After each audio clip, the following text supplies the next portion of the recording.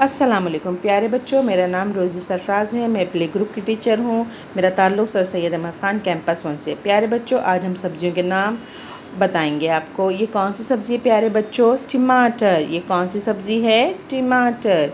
प्यारे बच्चों, ये कौन सी सब्ज़ी है? फूल गोभी। ये कौन सी सब्ज़ी है? फूल गोभी। प्यारे बच्चों, ये कौन सी सब्ज़ी है? गाजर। ये कौन सी सब्ज़ी है? गाजर। प्यारे बच्चों, ये कौन सी सब्ज़ी है? लौकी। ये कौन सी सब्ज़ी है? लौकी। प्यारे बच्चों, ये कौन सी सब्ज़ी है?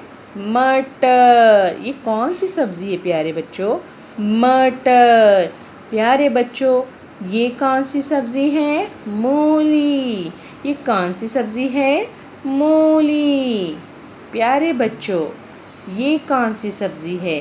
बैगन। ये कौन सी सब्ज़ी है? बैगन। प्यारे बच्चों, ये कौन सी सब्ज़ी है? खीरा। ये कौन सी सब्ज़ी है?